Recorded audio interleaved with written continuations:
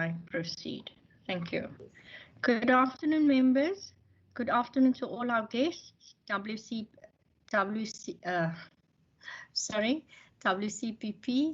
WCED, and DBE. Good afternoon. Members, today we are going to have a presentation by DBE in regard to the quintile system.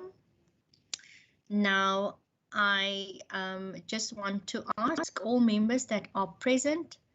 I'm going to go to introductions now. I am Lorraine Botha and I am the chairperson for the Standing Committee on Education. Members, over to you. Thank you.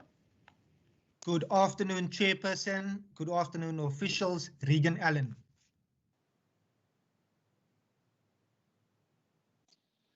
Good afternoon to the chair and to the members that are in the meeting.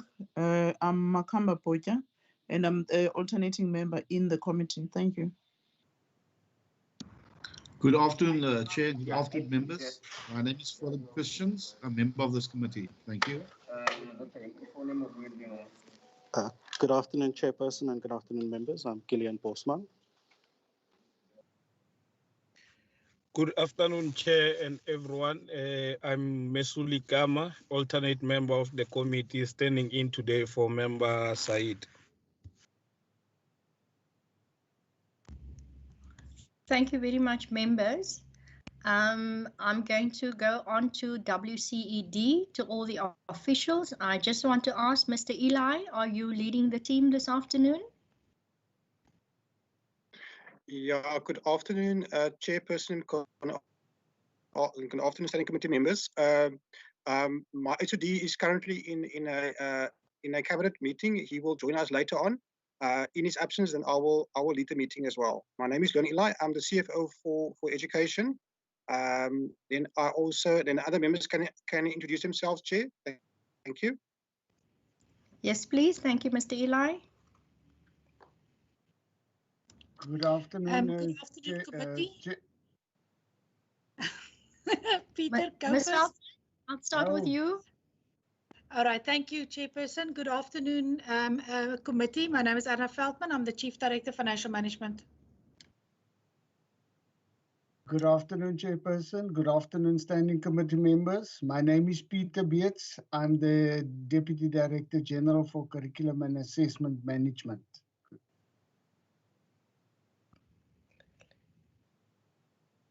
Good afternoon, colleagues. I'm Wadra Conrad, Director Business Strategy and Stakeholder Management.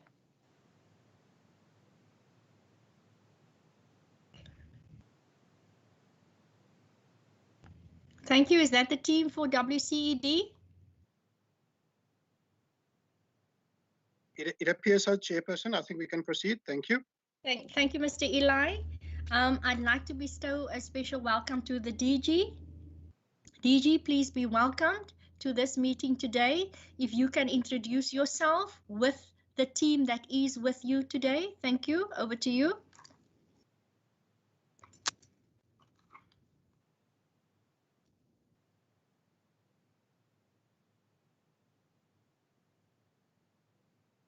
DG? Mr. Mahada? I'm just quickly checking. DG is still online. I think he was on hold. He's on hold. Probably we might be attending to another call. But for now, let me, while we wait for the DG, allow other team members to introduce themselves. Let's start with myself. My name is Liwan Mahada. I'm the Director in the Office of the Director General dealing with parliamentary processes and internal business processes. I will ask Ms. Mtsetsa Mlalekwa to continue from there. And, oh, sorry, I will ask Mr. Kuno to lead the team further. Thank you. Thank you. Mr. Kuno? Thank you, Mr. Mahara. Thank you. My name is Pat Kuno. I'm the Chief Financial Officer of the Department of Basic Education. I'll allow my other colleagues to introduce themselves.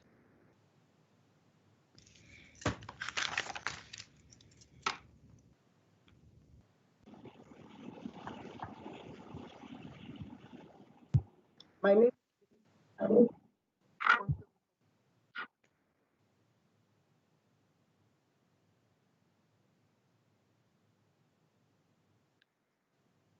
Chair, just I think, let me just introduce the other colleagues. We've got Ms. Ntetsamon Lalekwa. She's a Chief Director Finance within the Department of Basic Education. We also have Ms. Gladys Mudise, who is a Director within the Department of Basic Education, dealing specifically with the matter at hand, dealing with the provincial budgets. I think she tried to speak, but apparently it seems as if she's got some network problems. We couldn't hear her. Her line was bad. Yeah. Thank you, and Chair. Then the DG Chair, sir.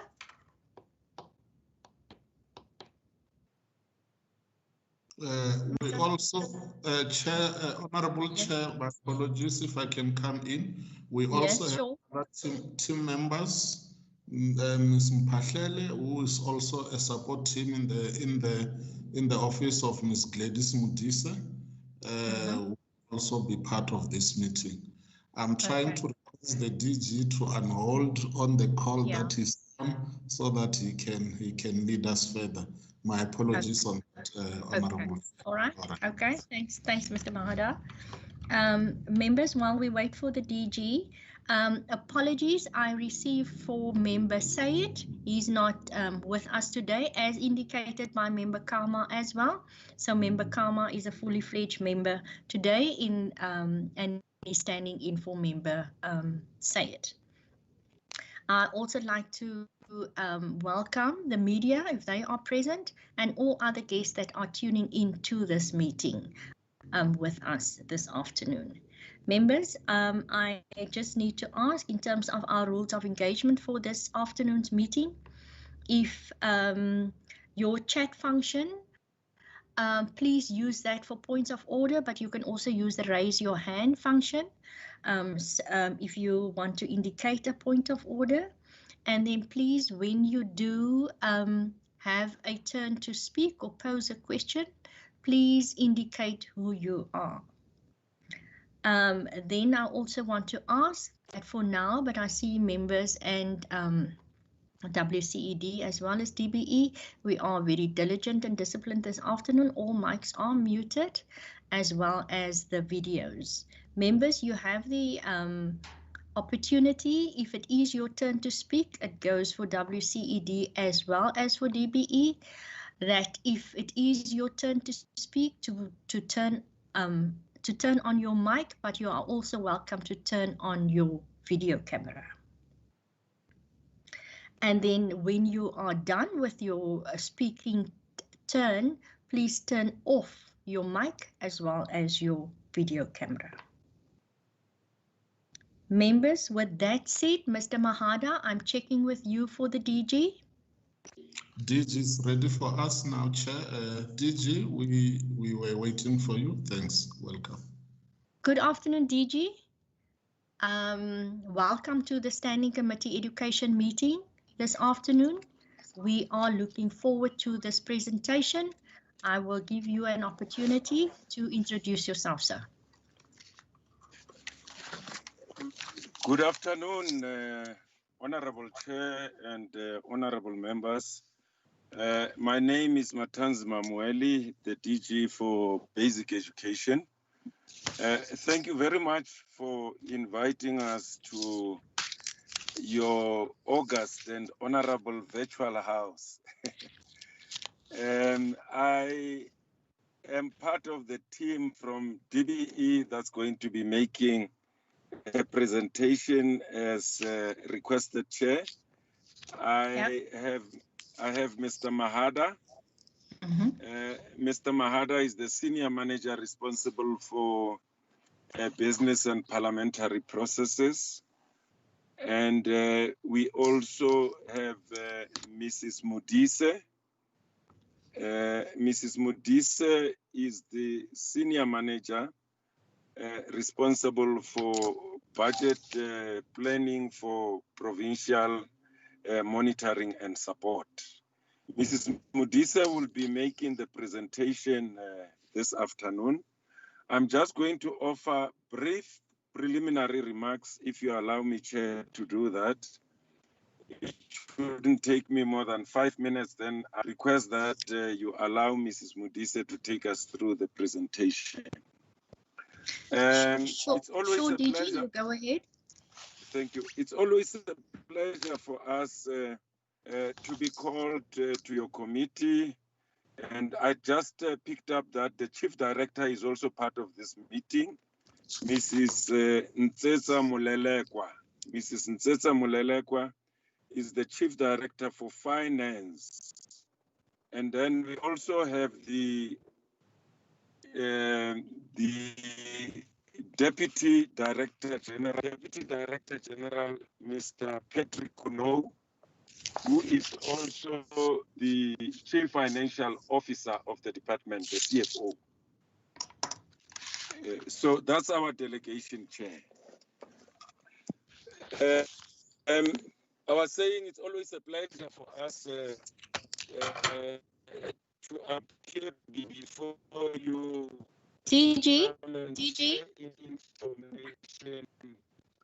Vatanzima, may I just Hello, Chair. Yes, your line is bad. You have some cracking behind your voice, so we do not hear you very clearly.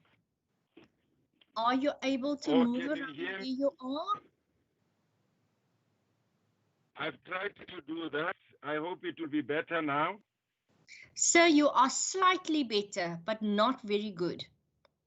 Okay, I'll just move again as soon as I. There you sound there you sound much better.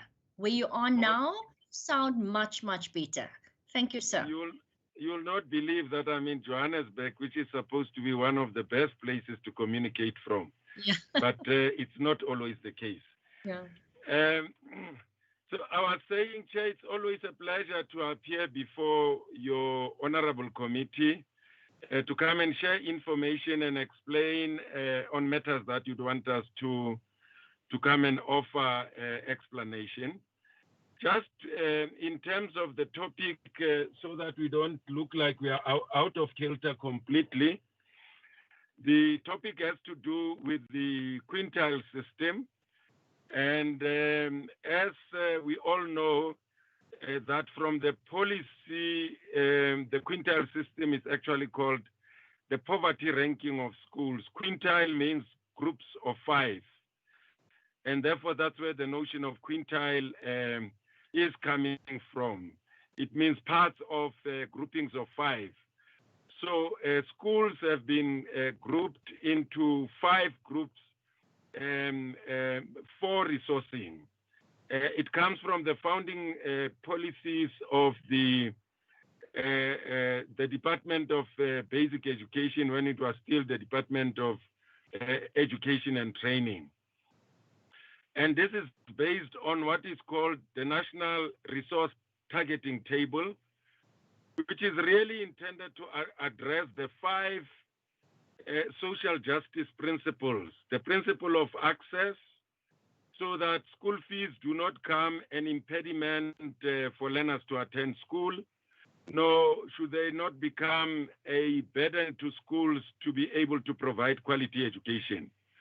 So it's about the principle of access, it's about the social justice principle of redress, it's also about the principle of equity, it's about moving towards providing quality, so the principle of quality, and also bringing about efficiency. The 5 social justice principles are now embedded in the Sustainable Development Goal number 4 of UNESCO of the United Nations, which all member countries are expected to report on regularly on the intervals indicated by UNESCO on how we are performing as a system to implement these 5 social justice principles, which are now encapsulated in Sustainable Goal Development number 4. And therefore, the National Resource Targeting Table was intended to be used by the National Department to set the minimum that provincial departments are expected to meet in order to ensure that there are basic resources for schools that do not have the means from the parents' body to be able to provide quality education. And therefore, your poor schools, and out of the 5 quintiles, or 5 groupings of 5, we have identified quintile 1, quintile 2, and 3 as your poorest groupings of schools, and therefore parents and learners of those schools that fall within the poorest 3 groups of schools shouldn't be charged school fees by schools. And therefore, for quintile 4 and 5, we expect that parents should be charging fees. And therefore, these are deemed to be fee-charging schools, as opposed to the 3 quintiles, which are deemed to be no fee-charging schools. And that's the brief background, Chair, that I thought I should provide. And then Mrs. Modise will then get into the presentation, which will provide more details in this regard. Thank you very much for your indulgence. I am now going to request Mrs. Modise to take you through the presentation that we have prepared. Thank you very much. Thank you very much, DG, for that comprehensive introduction. We then give over to Ms. Modise to continue with the presentation. Thank you, ma'am.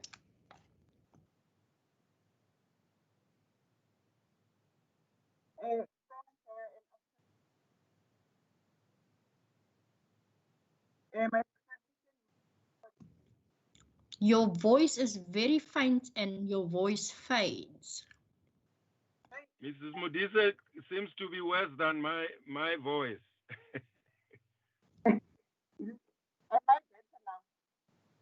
No, not at all. Not at all. What can I do now? We cannot hear you at all. At all.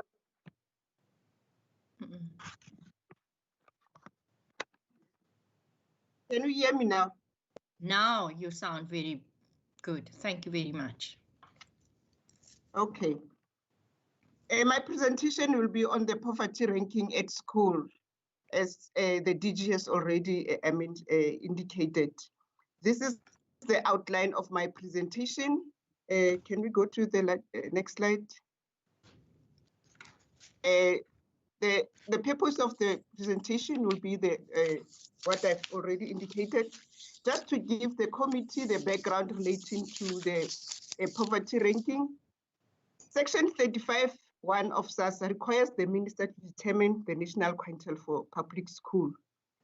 This is this is also informed by the norms and standards, and this is done by the minister is required to do that on annual basis and publish information of all the no-fee schools.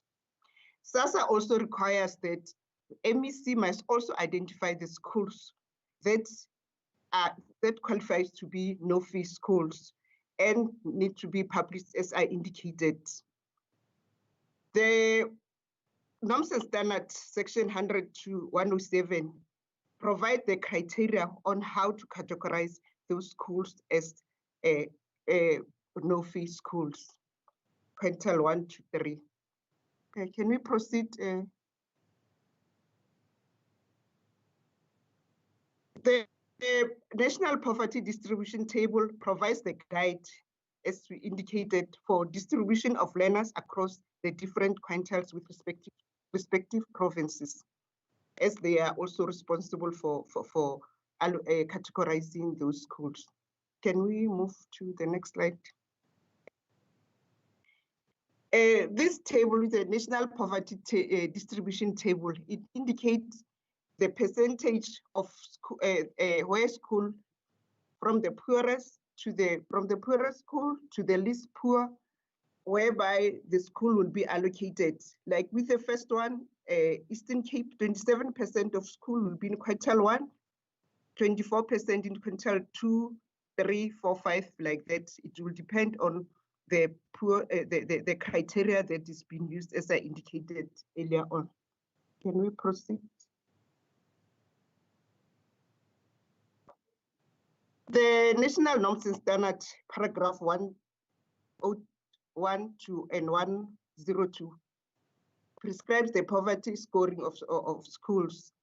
PEDs are, as I indicated, they are responsible to assign the poverty score based on that indication, that table that I presented earlier on. We receive it annually from a national treasury. It indicates the poverty is assigned to a school is based on the relative poverty of a community surrounding the school, because the principle is that the schools will be best served. The principle is that the schools will serve the community closest to that. That is why it's mainly the poverty table is based on the community surrounding the school. The following 3 indicators of poverty are used in determining the poverty score. That is the income level, the unemployment rate, and also the education literacy of the community surrounding the school. We can proceed. This is the indication of the 2020 Pelena allocation.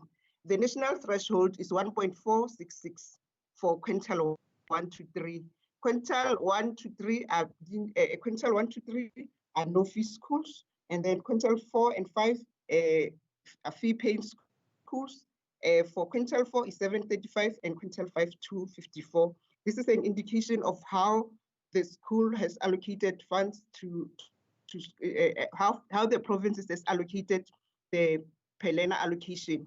So from this table, we can see that some provinces are below the threshold based on their budget constraint. This is being allocated, the provinces allocate the learner allocation to schools. They also look at their budget. Can we proceed? This table relates to the 2020 no-fee schools and no-fee learners. The first, the first column is the name of the PED, the Provincial Education Department.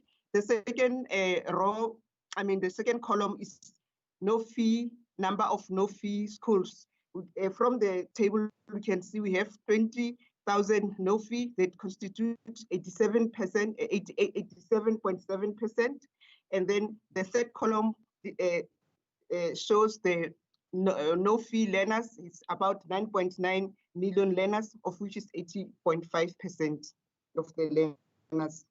Can we proceed? The actual number of no-fee learners versus the policy target. In terms of the policy target, as I indicated in the previous one, that quintile 1 to 3 are no-fee learners.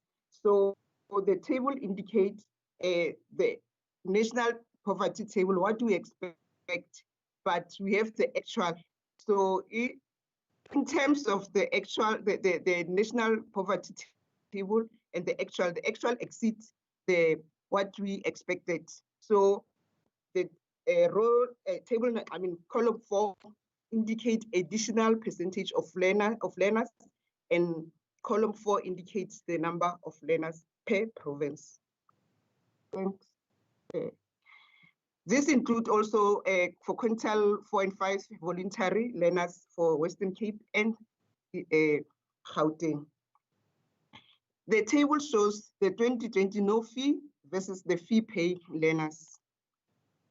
I've already indicated in the previous slide that quintile 1 to 3 are no fee and quintile 4 and 5 are fee paying, but based on the criteria that we have used, the province also had looked at other things that they feel that these schools need to be reclassified as a no-fee school, even if they are not under that category of quintile 1 to 3, like Gauteng, they have 366 and 74,000 learners as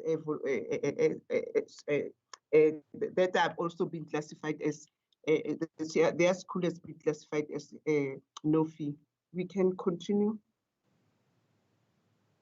We can proceed. Based on the previous slide, some schools are also allowed to dispute the correctness of the ranking, and they will make their presentation to the head of department, as they are responsible for assigning a poverty score to a school, as I indicated in previous slides. The PED they will consider each case on its merit. Schools in quintile 4 can also apply on invitation to the minister or submit an appeal in writing to challenge the quintile allocation. This depends also on availability of the budget. If the budget is available, the province can also reconsider, like the previous slide, whereby some of the quintile 4 and 5 are also categorized as no-fee school, even if they are not in quintile 4 and 5. Can we proceed? The process and procedures that the school needs to follow to have its quintile ranking changed. All PD should establish a process and procedures to deal with this. And the process should not exceed 6 months, because if it's 6 months, it's almost a year, then there's no need. So a school will be required to submit an appeal and motivate the reason why they want their schools to be reclassified. So further detail will also be provided if the province also requests that additional information. The application should also be sent to the relevant circuit manager, as the circuit managers work closely with the schools. Can we proceed? Challenges with poverty profiling of schools. One of the challenges relating to poverty profiling of the school. I don't know what happened. Sorry. What happened?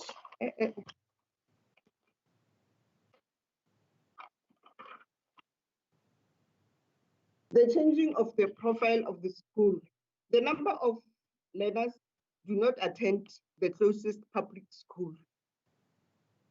So that gives a challenge, because you'll find that learners from the poor community will attend schools in quintile 4 and 5, and the schools in quintile 4 and 5 is not the no-fee schools. So it is also a challenge. That's why we have to, the school will end up raising some of their challenges related to affordability and also providing resources to learners at school. Schools in less poor can increasingly accommodate learners from different and visually, as I indicated. Data surrounding this become less reliable, as I indicated, that you find that learners from different community attend the school, and we have ranked using the community surrounding the school. The unemployment rate drastically, heavily recently increased. So previously you have used the information even from South Africa, but the recent changes in the economic situation in the country or in the community also create some challenges. Some of the fee-paying school 4 and 5 also experience level of funding that is below the no-fee threshold. The recommendation relating to address the challenges. The first one is the one that Western Cape and Gauteng has also have already done. That is voluntary reclassification of certain quintile 4 and 5 schools as no-fee schools, based on the challenges in terms of ranking of schools. The other Western Cape has classified 206 schools as quintile 4 and 22 schools measures that is also being introduced by the policy, the compensation for fee exemption for learners who are unable to pay school fees, whereby the parents are unemployed. So there's a fee exemption, a compensation for fee exemption that is also being provided by the policy for the province to pay. This is done also on an annual basis. I think that is the end of the presentation. It is recommended that the Standing Committee on Education discuss the presentation. Thanks. Thanks, Chair. Thank you very much, Ms. Modise. There were instances where your voice faded, so we could not hear you clearly. So I just want to upfront say that when a member poses a question that you might have alluded to already in the presentation, please excuse that in the sense of please answer it, because we might have missed in the instances where your voice faded. I just want to check with Mr. Is that okay, ma'am, Ms. Modise? I'm fine with that, Chair. Okay, all right. Thank you. Thank you for the presentation. I just want to check with Mr. Eli. Anything that you would want to add, sir? No, not at this stage. At this stage, Chair. My HOD has joined the meeting as well. Thank you, Chair. Good afternoon, HOD, and welcome to the meeting. Thank you very much, Chair. Good afternoon.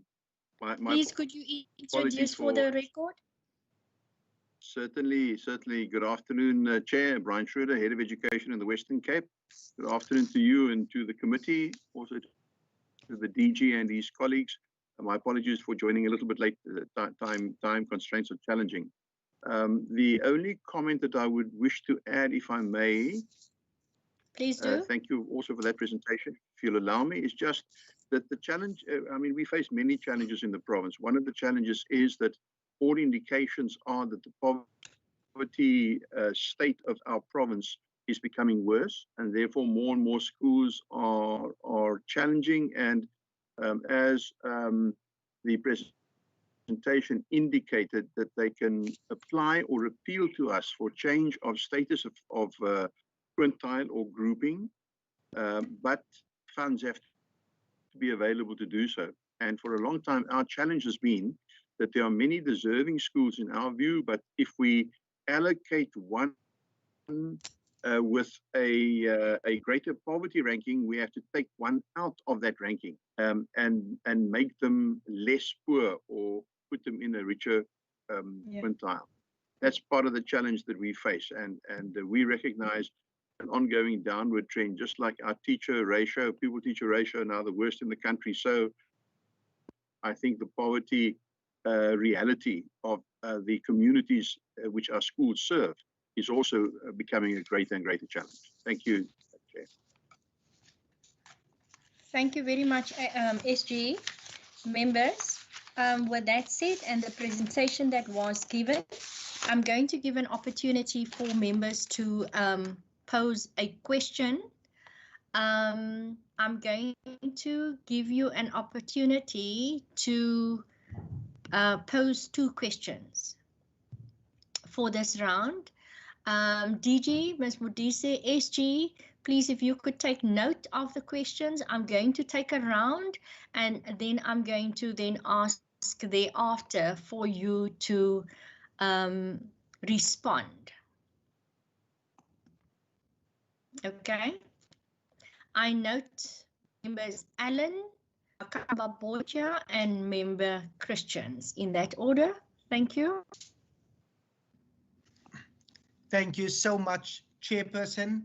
Thank you for the presentation from DBE and also for the remarks made by the HOD, Brian Schroeder, in this regard. It is highly appreciated and one can understand the frustration. But I want to, Chairperson, in terms of where it is a very clear misranking.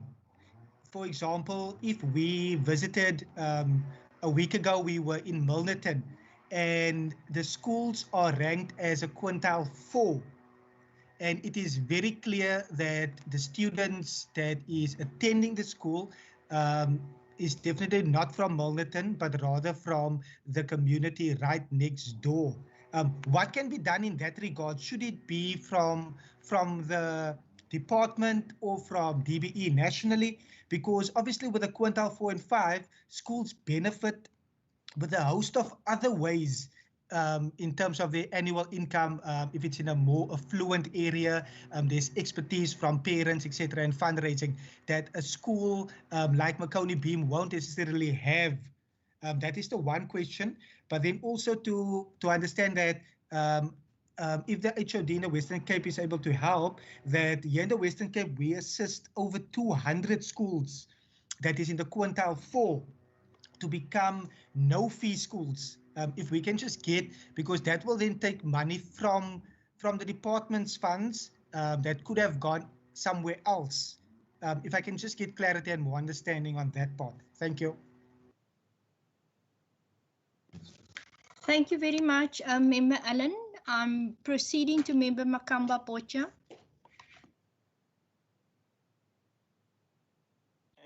Thank you, Chairperson, and thank you to the presenter. I've got two questions. One of the questions is not partly related to the presentation, but it's got to do with education. My first question is based on the slide that was speaking on the process of disputing the ranking of schools. I want, or can I request that the department take us through the process or the criteria that influenced their ranking or their profiling of the schools.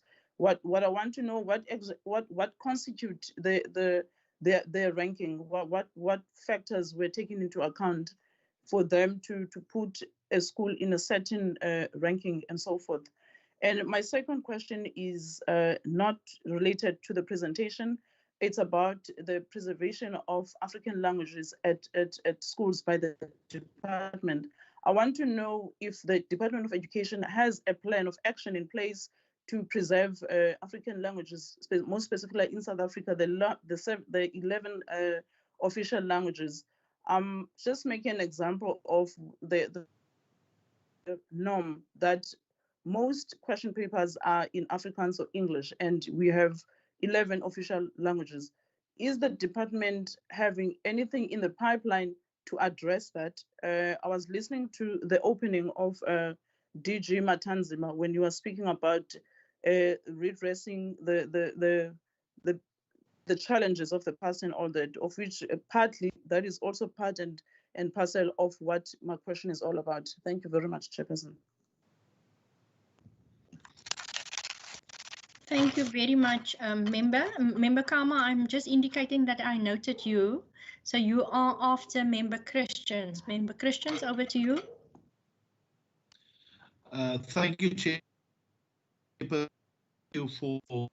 presentation. Chairperson, as we are many schools, and many schools are in a higher quintile what they should be.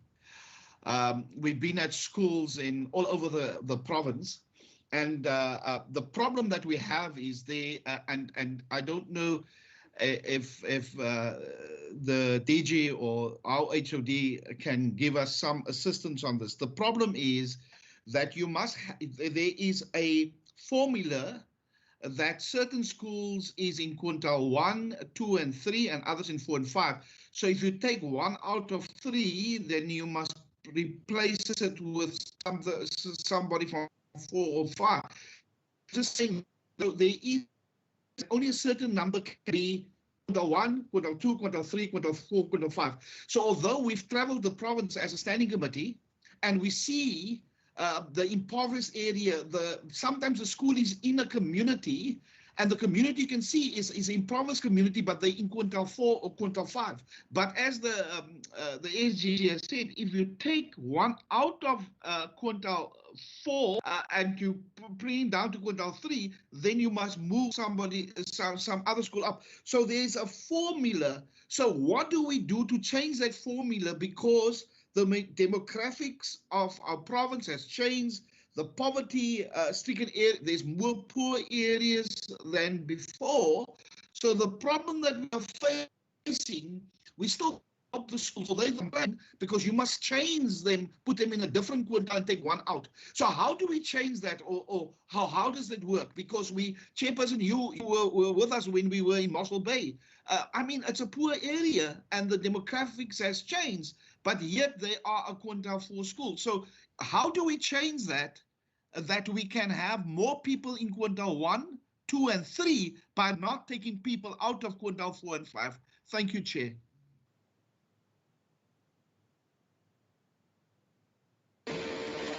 Thank you very much, Member Christians. Member Kama. Thank you very much, Chair, and let me welcome the presentation and all the remarks that have been made so far. Chair, my question, I think it's linked to the question that Member Christian just asked, because I'm thinking, Chair, why are we not having mechanisms in place to review the quintile system over a period of time, so as to assist us also in budgeting for these eventualities when an area or the demographics of an area have changed. That's one question, Chair, I wanted to ask, which brings me to my second question, Chair, on the possibility of really reviewing even the current approach to school poverty score to include other poverty indicators and not just rely on the poverty levels of a particular community, as admitted in the presentations that were made, that not all learners from that particular community go to a school nearby. Others, because of other circumstances or because of in other situations, you would find that a school is oversubscribed. So there are other factors that would take them to different communities that have a different quintile system. Therefore, an approach that will give us a consideration, Chair, to giving these learners who would be coming from poor backgrounds to study in affluent areas, but would not really have the means to study at or pay fees according to that quintile of a school that they find themselves in. Thanks, Chair. Thank you very much. DG and Ms. Modise, that is the round of questions for now. If you could respond, members, you are welcome to pose a follow-up question in regard to your response to the question asked. Thank you, Chair. Let me try and respond. Let me thank the honorable members for comments and questions. They help us to reflect, because reflection is very important in education. We've gone many years down the road, and indeed the comments that are saying, is it not about time that you consider review? And I'll make some brief comment around that. Let me start with Honorable Member Allen.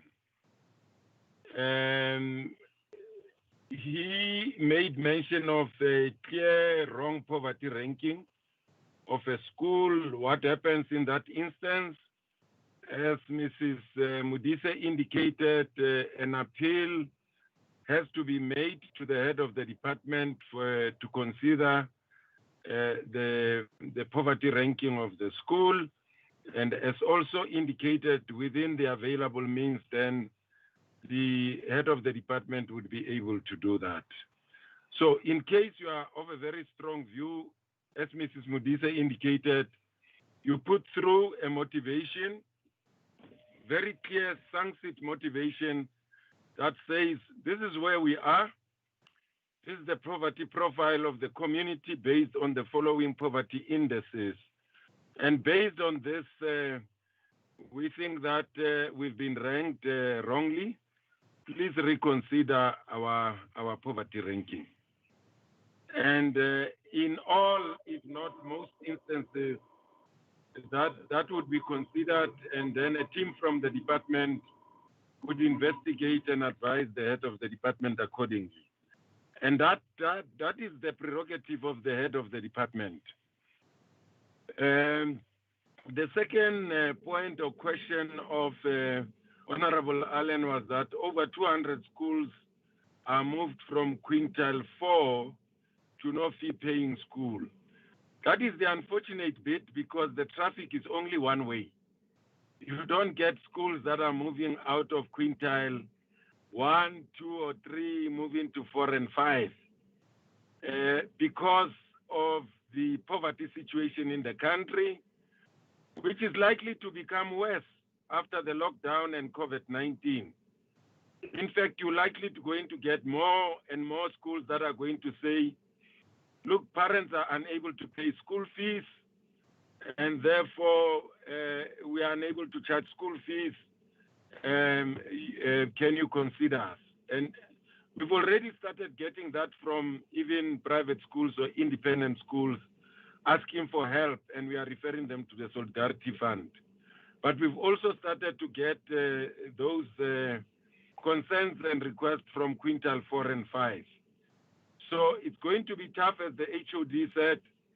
The poverty level is increasing, and COVID-19 and the lockdown is just going to add to the woes that we already have. Honorable Makama,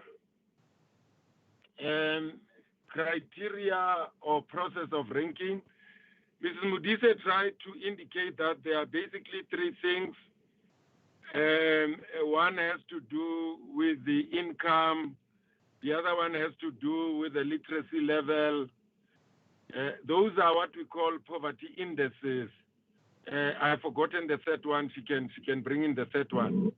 In the past, there used to be more than 3. They were reduced to 3, which are indices that would give you a sense of the poverty level of the community, and the poverty level of the community would then be reflected on the poverty level of the school. It's the same thing that is done with municipal wards, the poverty ranking of municipal wards. But with municipal wards, it's about whether you have running water, you have electricity, which is where we're coming from. Those are the things that we used to do, then we reduce them to 3. And therefore, that's the criteria. The process she can unfold. She indicated what the process is. Regarding the preservation of African languages, we've got something called incremental introduction of African languages. Western Cape is one of those provinces that have really moved quite in leaps and bounds to try and introduce African languages in non-speakers of African languages. That's one way of trying to promote African languages. At some point, our overall objective is that all our public schools should be able to offer one or more African languages. The issue of question papers is a very important point, and it's been coming a long way, and I think we can't delay this any longer. It's also linked to the decolonization of the education system. We've put together a team that is busy working to look at the possibility of, in fact, in the Eastern Cape, there's a very interesting pilot. They did that up to grade 6 and I think and 8, if I'm not mistaken. And we were looking at moving it to grade 12 this year, if not this year, next year, so that for the first time for grade 12 question papers, just like we have for English and Afrikaans in one paper, we also have English and isiXhosa. So in the Eastern Cape, they are helping us with that. And our intention is to extend that to all African languages. And we're not moving as fast as we should. Honorable Christian, many schools are in quintiles that they shouldn't be in. Well, it might be true. I mean, as poverty increases and you keep schools to be fee-paying schools, where do they draw their revenue? Because the same community that they are supposed to draw their revenue from is just becoming poor. And therefore, the pool of no fee-paying schools will continue to increase until you increase the equitable share, which is used, to fund the schools. It's not going to help HODs a lot. And I'm happy that I'm talking to you because you are in the provincial legislature. You interface with other committees that would look at this quite seriously. And then what do you do to change? The problem is not the formula. Problem is not the formula at all. The problem is the available financial resources. If you have more financial resources, the current formula can be the best formula ever. It's based on the available resources. The more resources you have, the more schools would be declared no fee-paying schools. But the lesser resources you have, the fewer schools would be declared no fee-paying schools. So the problem is not the formula at all. It's about what you have cooked in a pot and you've planned for your family, and suddenly you get a big group of visitors, and you can't extend what you have prepared already in the pot. I'm using a wrong analogy, but it's really about resources. Honorable Makama, which is the last one, mechanisms to review the quintile system over time linked to the demographics. The system allows for that. At some point, we put forward a proposal to the Council of Education Ministers and say, let's get rid of this quintile system. Let's just say fee-paying and non-fee-paying schools, and worked out the possible allocation for fee-paying and non-fee-paying schools. And the proposal was that the money that was required, Treasury couldn't meet. And it could have been the best way because in many countries, it's about fee-paying and non-fee-paying school. And the last one is saying that this should also allow learners to move from one area because it's not possible that they could attend school from the community where they are coming from. That's very true. There is some mechanism to try and assist. For instance, parents that cannot afford, they can disclose that to the school and the school will apply a means test, but that places a burden to parents who are paying school fees because the more learners you have who are partially paying or who are not paying school at all, then it places the obligation on those who are paying. You'll continue to raise school fees for those who are paying until they are not able to pay at all. And in other countries, what they do is that they attach the poverty index to the learner and not the school and not the community. And it's one of those things that we tried because it will make it easy. If we know the poverty level of your family, you can go to any school, then the system will know how to deal with that. But that also was a bit difficult for us to implement. Thank you very much, Chair. Those are my comments. Thank you very much, DG. Members, anyone for a follow-up question? I see Member Kama's hand is up. At this point in time, I also want to note Member Murray, who has joined this meeting. Member Murray, welcome to this Standing Committee meeting. Thank you. And I note Member Makamba Botja. Member Kama, I'm just checking with you. Is this a follow-up? Yes, Chair. Okay, quick. And as well as Member Makamba Botja, and then I'll give over to Member Murray, who can pose a question. Yes, thank quickly, Chair. And it's. I really want to get a clarity. I think in the last remarks that the DG was making, because my thinking was exactly that if you attach this poverty indexes that the DG is talking about to the learner as opposed to a school, then I think you might also be able to address the question of learners even leaving other provinces, but money not following those particular learners. That's the follow-up, Chair, and really want to say, Chair, I wonder if the confidence that the DG has in the appeal system. Go right up to any grade. Member Marais, it's not your turn to speak. I'm saying, Chair, the confidence that the DG has in the appeal system would be the same if you were to visit these schools that we go to. Who would even say that we have appealed this and it's been so many years now, we have even given up with the process, but a picture that is painted now is that on most occasions, schools that have made this appeal applications, the department has considered and all those things. So if the DG can just touch on those, Chair. Thank you, Member Kama. Member Makamba Bocha. Chair, thank you very much.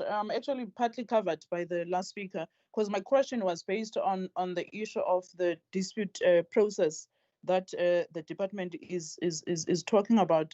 I wanted to know. So you don't want to ask a follow-up question. This is not a follow-up question. This is a new question. That's a follow-up question, Chairperson. Okay. Follow-up question is on the issue of timelines attached on the dispute process that the department is referring to. Because if for an example, there is no timelines attached, this is going to have an impact in how the schools are operating in the future if there's no timelines attached in this whole process. Thank you very much. Thank you. Thank you. Member Marais, I give an opportunity to you now to pose a question. You may pose two. Thank you. I am very, very concerned by the trend of this discussion. It's all about money, not about the quality of education, as if money brings quality to bear. I wanted the partner to tell me, do you consider a child in Quintile 1 in Bishop Lavis to be the equal of a child, Quintin 1 or Quintin 4, rather in Durbanville or Plattekloof or Muizenberg? That child, does he have the same chance in life as the child in those affluent suburbs? You pouring money into state schools to make infrastructure. I haven't seen a report on the quality of the child's education and their progress through varsity or technicon and up the ladder. I want to see figures. How many children in the poor areas ever reach university? How many of them become entrepreneurs compared to those in Quintile 4 and 5? We're concentrating on the wrong issues. I want you to answer me. Are we thinking by throwing money at schools, you producing professors and lawyers? Or what are you doing about the quality of education in poor areas? Thank you, Member Marais. Please lower your hand, Members Marais, Kama, and Makamba Bocha. Thank you. DG, it's over to you.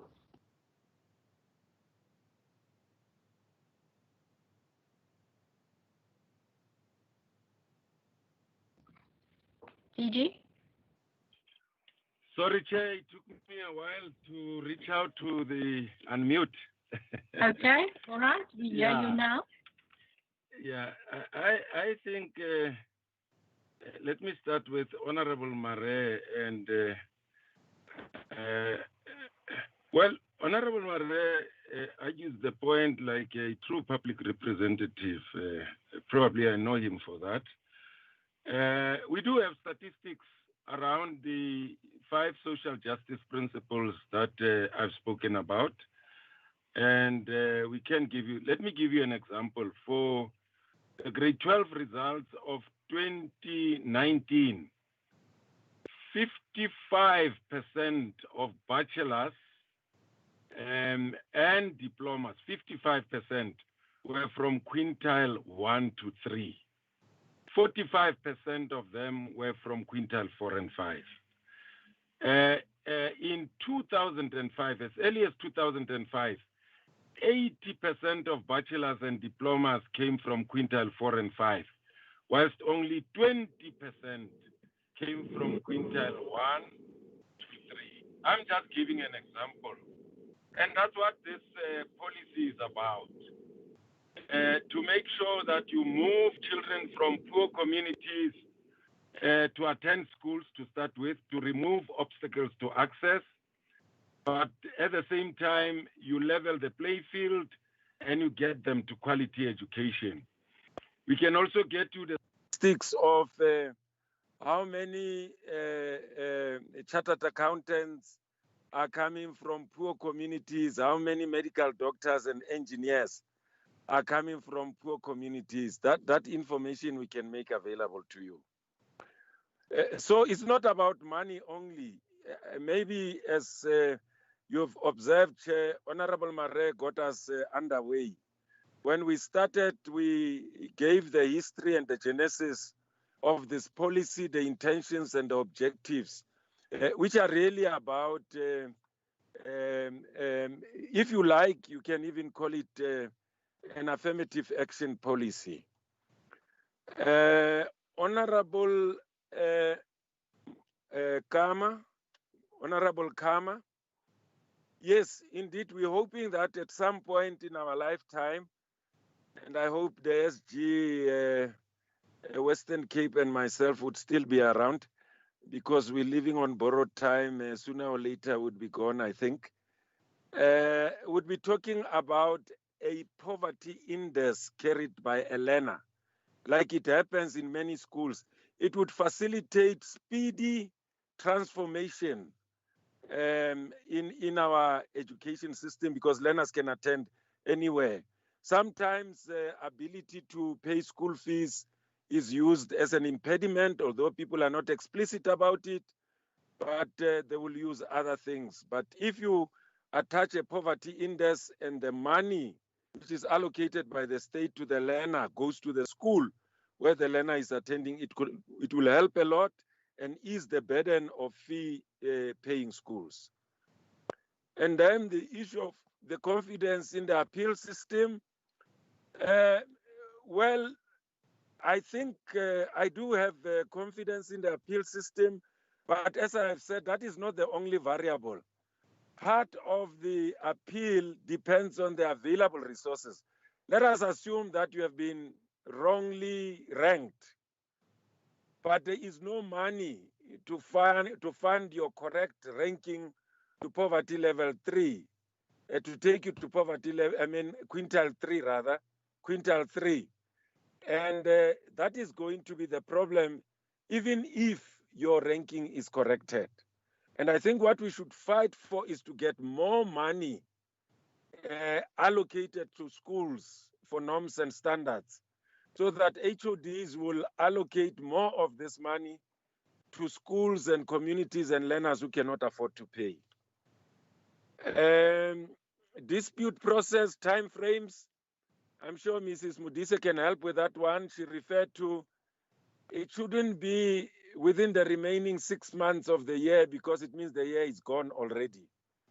But maybe Ms. Mudise and the SG and his team could also assist in terms of exact time frames, probably in the Western Cape, if they have exact time frames within which people have to lodge or their disputes and get the dispute resolved. Maybe the SG and the team will be most appropriate to respond to this one. Thank you. Thank you very much, TG. SG, I noticed your hand from before. Thank you, Chair. I want to augment the DG's excellent responses to the questions. I mean, he's responded so well and so comprehensively that it's covered everything. But I think just from the province's specific perspective, I would want to make just one or two comments about the questions. Perhaps relative to Member Marais' comments, and also the issue about if we are able to link the poverty index to a learner, it would be great. But we also have to understand what the logistical administrative exercise of that means. We've got 1.1 million learners in this province alone. Is it DG 12 million, 13 million across the country, maybe more? With each of those cases and children whose contexts change within a year, move from A to B, etc., it's a very, very difficult and moving target. And if we did that, we would very quickly moan, and then we'd have children pointing fingers at children. Now we've got schools saying that's not fair because the school is. Speaking of which, the correction of an incorrect ranking of a school. Now, the appeal that gets done, we deal with quite quickly. Ms. Veltman might be able to give you an indication about the timeframes. We are talking definitely within 6 months in the Western Cape. And part of the challenge is that if a school is definitely in the wrong quintile, and we don't have that anymore because the quintile systems come for a long way. So a school that now appeals is maybe in a similar boat to 100 other schools. So if we change school A, school B, C, D, E, and the next 100 also will be in a similar position and have a right to demand the change. And that's not possible given the financial constraints. And that's part of the challenge. We do on occasion allow schools to become no-fee schools. Every year we have a number of those. We offer no-fee status to some schools as our funding allows us to be able to do so. That's the closest we can get to helping that issue. So it really is. I also think Member Marais' excellent question about quality is important. Perhaps there's sometimes a thinking that money brings quality, and he particularly indicated, of course, that's not true. You can't get quality just through throwing money at it, but if you have no money, you will definitely not get quality either. You need minimum funding to ensure that you have the minimum resources, people, facilities, etc., to even offer education. Then you can work at quality. And I do want to say, Chair, and I think members will know this, that we have a number of markers of how we have improved the quality of education for the poorest learners. We've got a very definite pro-poor focus in the province. And one of the best indicators is in our systemic assessment for grade 3, 6, and 9, language and mathematics, where we have shown over the years, and we have data from 2012, where when we started our initial systemic testing, it was a step, 1, 2, 3, 4, 5 quintile. And we managed by around 2012 to bring the performance of quintile 1, 2, and 3 on the same level and starting to equate level 4. That's significant in the poorer communities in the province. I know that when one looks at it anecdotally, you don't see. The other aspect is we measure every year also the performance of the different quintiles in performance in the matric results. And the improvement of quintile 1, 2, and 3 has been significant over the last number of years. It's the poorer part of our system that is starting to have better results, whilst we try to maintain those that are in more affluent communities and have more resources. But it's a slow process. And our strategy that I know the DG is aware of, our dual strategy of the e-learning strategy and Transform to Perform, is trying to leapfrog that persistent inequality that exists in our system to ensure greater quality education outcomes as we go along. It's the one thing that drives us. It's the vision of this department. But money will help us, because as I indicated earlier, Member Marais, you're aware that at the moment we have the worst pupil-teacher ratio in the country. 20 years ago, we had the best. And that's an indicator of the fact that the money is not keeping up with the needs of our province and has an impact on quality as well. Thank you. Thank you very much, SG, for that response. I know that you have alluded to Ms. Veltman. I'm going to ask Ms. Veltman if you can park that response of you until we are through the presentation of WCED. With Thank you, that Chairperson. said, Agreed. are you doing the presentation, Ms. Veltman? I am, Chairperson. Okay, all right. So I will then, Member Marais, I note your hand. Yes, I want to thank Mr. Scruder for his response. I do believe that it is time that perhaps the department would be able to give us these figures which they have now quoted to us, so that we're in a better position in future to take part in these discussions. They the professional chair. We are not professionals in education, but the more they feed us with the information, we'll be better in a position to talk intelligently about what's happening. Because I want to maintain, if our education is so improved, like it seems the DG has indicated, why does poverty increase if education improves? I can't understand the argument. Then we should say, listen, the people are much more wealthier now because they all got degrees, bachelor's degrees from quintile 1 and 3. So their standard of living has improved. It's not so. It's gone the other way. There's far more poverty. So I can't understand his argument, that's a DG, that our school education level is far increased now. Quintile 1 and 3, he says, is now 80% of those who go further to study at university, and yet the poverty levels is increased. Squatter camps is increased. So where are they? Thank you, Member Marais. DG, I'm going to ask you to park the response to Member Marais for now until we are done with the presentation of the WCED. Is that in order with you?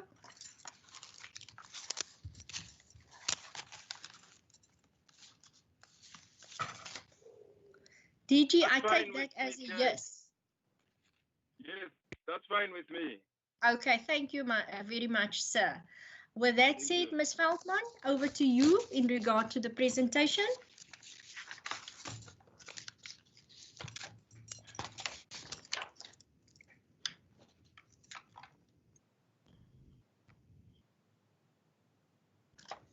Thank you, Chairperson. Is the presentation visible, Chairperson? Yes, ma'am. Thank you so much. Thank you, You're just going to presentation mode, please, Ms. Veltman. Just going to presentation mode, please. There we go. Apologies, HOD. In response to the questions posed by the committee, firstly, the norms and standards funding allocation for Section 21 schools in poorer areas, and then the processes and procedures that the schools follow in terms of quintile appeals, and then lastly, given the change in the economic status within some communities, the process followed for quintile status changes. It is going to link up with the response from the DBE and obviously with the provincial perspective on these matters. As indicated, the process to identify the quintile allocations to schools is based on the income level of education, services and infrastructure, looking at the poverty of that community, and then aligned to the South African Schools Act and the norms and standards guidelines, poverty scores are allocated. Currently, our distribution in terms of quintile 1 up to quintile 5 is allocated. Quintile 1, 8.6, 13.3, 18.4, 28%, and lastly quintile 5 standing at 31.7%. But obviously one has to look at it in the context, knowing that quintile 1, 2, 3 are all no-fee schools by default. And then, as the DBE also indicated, in the Western Cape, we have voluntary no-fee schools allocated in quintile 4 and 5. Now, if we look at our no-fee status, and the committee will indulge me, I have brought over just the one or two slides from the previous engagement we had with the committee, just to build the link from there. Here we indicated what is our current distribution in terms of no-fee schools, public ordinary schools, in the various quintiles, also indicating their distribution per district being rural and urban. But then specifically also maybe just to highlight at this point, the change already taking place from the information that the DBE presented. And as we know, this is a dynamic and ever-evolving situation in terms of quintile allocations as new schools come on board or quintile appeals are processed. So currently in quintile 4, we have 210 schools that is no-fee, no longer the 206, and in quintile 5 it's up to 24 schools and not the 22.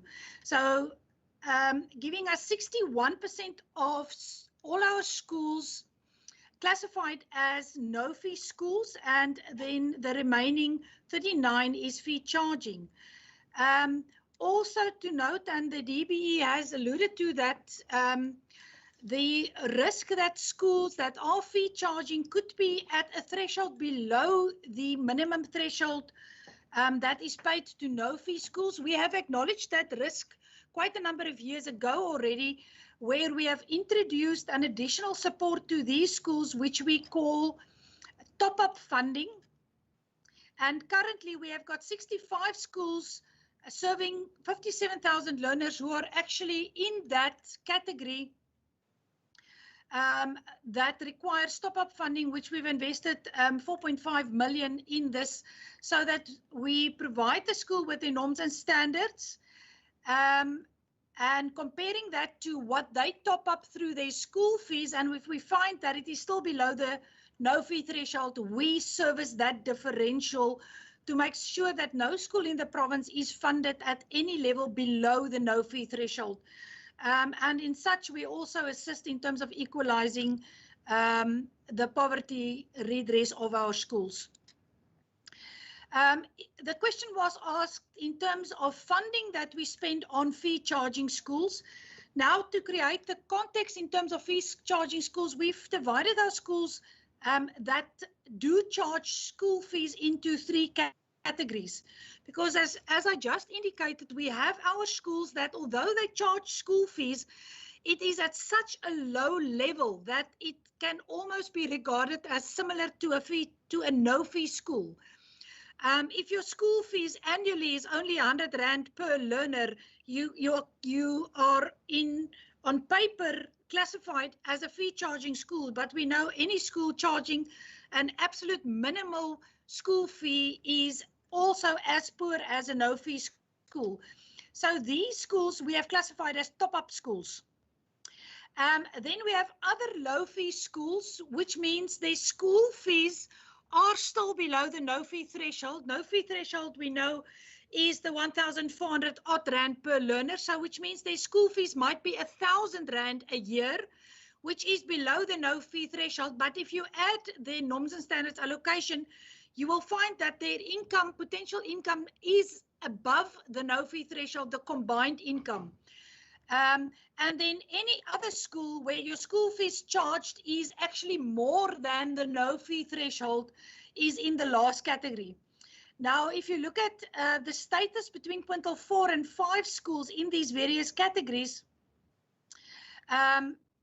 you will see that 27% of our money in quintile 4 goes to fee charging schools, which says to you that bulk of our quintile 4 schools are no fee schools. And then 78% of our money paid to quintile 5 schools are actually going towards fee charging schools, where you will find your most affluent schools. Now, this gives you an indication of the national poverty distribution table and the context where we find ourselves in terms of the national picture. Western Cape highlighted in red.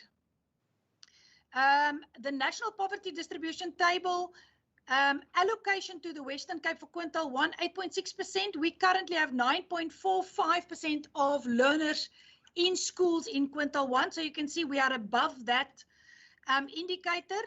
Quintile 2, we're almost equal to the allocation on the national poverty distribution table. Quintile 3, we are slightly under. Again, remembering all schools, quintile 1, 2, and 3 are fee charging, are no fee by default. So if you total this up, it does equate to the allocation for quintile 1, 2, and 3 combined. Then in quintile 4 and 5, 28% allocated for quintile 4. We've got 28.57% of our learners in this category, and quintile 5, which is 31.7, where we only have 31.12. So a slight weight towards the quintile 4 allocation versus the quintile 5 allocation in terms of the poverty distribution table. This was also presented by DBE. The point to highlight here, we acknowledge, and it was clearly indicated as well, that all provinces currently exceed their no-fee percentage of learner allocation. In other words, the number of children that's allocated according to the poverty distribution table to be allocated to quintile 1, 2, and 3. All provinces have got more learners in these no-fee schools than compared to what the poverty distribution table indicates. The only difference is that Western Cape and Gauteng allocation in terms of the schools that should be in quintile 1, 2, 3 equals the actual poverty distribution table, and how we have been able to increase access to no-fee schooling is by creating voluntary no-fee schools in quintiles 4 and 5. So you will see that we exceed our percentages through the quintile 4 and 5 conversions, and we have strictly maintained our distribution as prescribed by the National Poverty Distribution Table. So if you look at our schools according to the allocations quintile 1 to 5, we are aligned to the poverty distribution table, but with the difference, quintile 4 and 5 schools are also no-fee schools, which assists then with the access to no-fee schooling. Our process compared to the application for appeals, we are just providing a bit more detail compared to what DBE indicated for this process. Our original allocation for quintiles, and which is effective still now, as new schools come on board, new schools that are built and added to the system, the allocation of the quintile, the original quintile, is signed off by the head of department. So to add credibility to the appeal process, the appeal authority in the Western Cape is the MEC herself. So a school will apply through the communication chain to the district, which is then forward to head office and then to the office of the MEC for recommendation and then final approval. And then obviously it cycles back to the school to communicate the outcome. We have beefed up our appeal process to make sure that the appeal process listens to the full perspective around the school circumstances when a school will apply for a review of their current quintile status. Schools don't just apply for quintile changes, and I'll show that on the next slide. We also find schools just asking for a change in fee status. In other words, saying I am quintile 4 or 5, but just make me no fee. Not necessarily change my quintile from 4 to 3, but change me from a fee paying school to a no fee school. The original poverty indicators, as this explained by DBE, is based on the poverty index of the community, which is the income levels, the unemployment rate, and the level of education of that community. And so what we do in the Western Cape in the appeal process, we bring in other variables to determine the validity of the application process for an appeal. One factor that is critical that we also take into consideration, and the HOD has already pointed that out, is the South African Schools Act makes it very clear that the member of the Executive Council may consider declaring voluntary no-fee schools, which we have done, the quintile 4 and 5 schools, but only if sufficient funding has been secured. So it is subjected to the department's affordability to be able to pay for that cost of the change. You will see in this category marked as head office, the process that's followed within the directorate responsible to process appeal applications, all the factors that's taken into consideration. We say to a school, there's information from your side that we will look at, that you must indicate to us, and that is where the school will say, in my school, the children and the profile of the learners attending is the following. And there a school will highlight things that the honourable members have already alluded to, that the kids in this school is not from the area. They're from a neighbouring area, which is poverty stricken, for instance.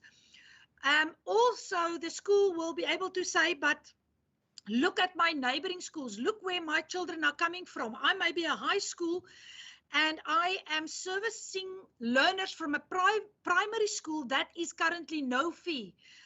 Me as a high school that is fee charging, those learners coming from a no-fee school can't afford school fees if they progress to the high school level, and that's the challenges that's within the school environment that's provided.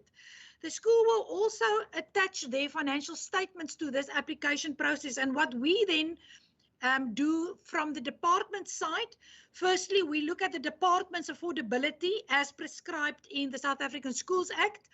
And then secondly, we analyze the school's financial statements to determine what is the actual financial position of the school. We have found that schools sometimes look at themselves in isolation and not seeing the bigger poverty situation of the province as a whole, or that of their neighbouring schools. So we will look at their school fee collection rates. We will look at what are the school fees they currently charge.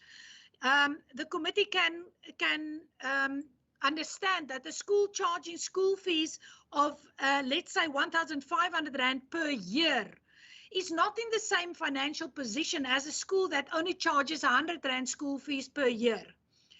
Even if both of them have got the same collection rate, the revenue that you'll generate with 1,500 Rand school fees is way better than if you have only 100 Rand school fees. We also look at things like whether they've got SGB posts currently on their establishments, which is only made possible through school fees that you charge. So if such a school applies to become no fee, they sometimes lose sight of the opportunity that they will lose with supplementing their staff establishments with SGB post, and that's the kind of things that we will bring to their attention. So we look at the soundness of their financial governance structures. We look at the health of their finances, and then the softer issues, for instance, like SGB appointments, their ability to generate additional income through fundraising initiatives, how well are they managing that environment.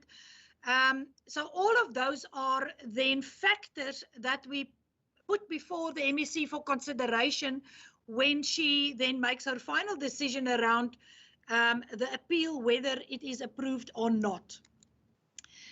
What the appeal processes currently look like within the Western Cape Education Department, this revised and in detail, in-depth appeal process was launched in 2018. It's now in its 3rd year. And we have up to this point received 51 appeals, of which 14 have been approved. You can see the bulk of those applications was schools in the low fee category. Members will recall the low fee schools are schools with a school fee charge that is below the no fee threshold. That's also where the bulk of the approvals lie, is schools within that category. The circles at the top just gives you a context of the kind of applications we received. And it's almost equal between the two. 20 schools applying for a change in quintile. In other words, I am quintile 4, please make me quintile 3. Or I am quintile 5, please make me quintile 4. And 19 schools that simply said, please change me. I am a fee charging school, make me no fee. DG Mueli also eloquently put it to say that unfortunately it's a one-way street. We have, and I can confirm, DG not received any application for somebody that wants to become fee charging that's no fee. So all of them is schools saying we are fee charging, make us no fee. And then we've got a few schools in between that applied for both, to say change my quintile and change my fee status. But in terms of the review of the application, the factors that we look at is the same irrespective. Now, for context, just in closing, the affordability factor, which we can't take out of this picture. If we just look at our current low fee schools, there's 163 of them. They make up 28.7% of our fee charging schools, or the number of learners in these schools are almost 33% of our fee charging learners. It will cost the department 100 million now to change all of them to no fee schools. And that 100 million obviously is a carry through cost, because we will have to maintain them at the status of no fee in the coming years. So it's not such an easy decision to simply change a quintile. It is quite costly, and the HOD also indicated you have to be extremely careful to make sure that you are consistent in your decision, because if you do it for one in an area, you've got to know that it is valid then for the others in the area as well, because surely it's the same children being served. So that consistency factor. Thank you very much, Ms. Feldman, for that comprehensive presentation. Members, it's now over to you if you want to pose questions. I note Member Marais. I'll also give 2 questions for this round. Member Marais, I note you. Thank you so much. I listen very attentively because I'm a great-grandfather and I got children at school, grandchildren. And I see they're doing very well, and I could see that fee paying, where the parents can afford to pay, their children get for maths. And I don't want to use myself as an example, but the average math is 70, 80, 90% even IT also. Now, I want to ask you, can a child, I'm giving this example, from Bishop Lavis attend a quintile 4 and 5 school in Bishop's Court, to put it that way? Both are bishops. They won't be accepted because the parent can't afford it. Even if this child has the ability to be in that company, because she's very conscientious, she studies art, he studies art, but he can't escape his environment because he's poor. Will he be accepted and subsidized to move from a no-fee school to a fee school? It would be akin to a bursary. We've done it at universities. We make a big fuss. Poor children must go to universities without having to pay. Can a poor child from quintile 1, 2, and 3 go to quintile 4 and 5 and not pay also? Because he has the ability to do well there, have tennis courts, swimming pools, hockey field, gyms. Your question, Member Murray, please. That is a question. Can he go there? If not, why not? You'll have to be patient, Chairperson. This is important. It's our children that's being discussed here. So I know what it is being discussed, Member Murray. Please just pose your question. You give a long motivation. I'm very impatient. I'm posing a question. I'm asking, can a child, a poor child from quintile 1 and 2, move to quintile 4 and 5 and be subsidized by the department? Thank you. Member Christians. Chair, thank you for that. Just a question. I've just seen now that there is the appeals and the appeals that were approved by the MEC. Just the question is, if those schools that were in quintile 4 or 5 is now in quintile 1, 2, or 3, how did it work? Because surely the department had to take people out of the quintile 4 and 5 and bring them down, and then to take us up. So I just want to know how that worked, because as I said, there must be a certain percentage in the quintiles 1 to 5. There must be a certain. So how do they do that? How do in the environment that we are living, where everybody is struggling? How did the department get it right to take people out of quintile 4 and 5 and put them in lower quintiles? And again, how did they manage to put the children from the lower quintiles in the higher quintiles? And if I can just get an answer on that, because everybody's struggling, and I hope that the people that could afford should be there in the pay-feeing schools. But it's just like I said, Chair, traveling the province, there's so many people that cannot even afford school fees. So that is just a question. Thank you, Chair. Thank you very much, Member Christians. I just want to ask, and maybe I'm asking this to DBE, the WCED can also respond.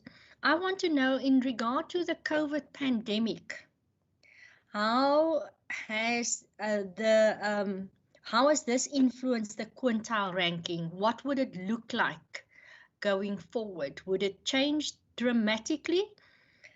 And how? And then in regard to WCED SG, the applications from parents who's lost their jobs, who cannot pay school fees there where they need to pay, what does those applications look like for the province?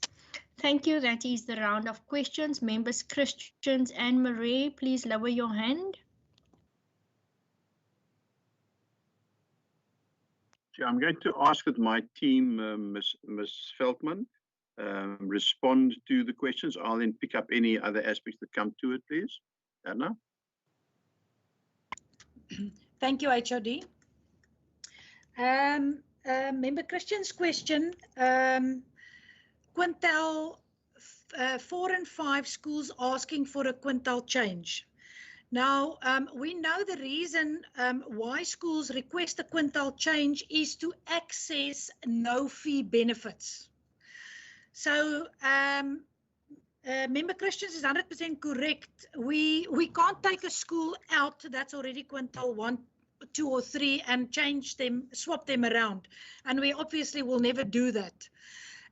What we do is we provide them with the option to become voluntary no fee, but retain their quintile. So they remain quintile 4 or 5, but they become voluntary no fee schools, then receiving the financial benefit of a no fee school, but maintaining their quintile status. Members, Bota's question, I know is directed to DBE. We can just indicate that the applications for school fee exemption, we are currently processing the 2019 calendar year's applications, and we've set aside approximately 50 million to address that. We do expect a spike in this in the coming year for exemptions that was granted this past year. Thank you, Chairperson. Can I just ask Ms. Veldman before I go to the DG, how sustainable will this be in regard to the spike that you are expecting with regards to parents' applications for, what do you call that? For fee exemption.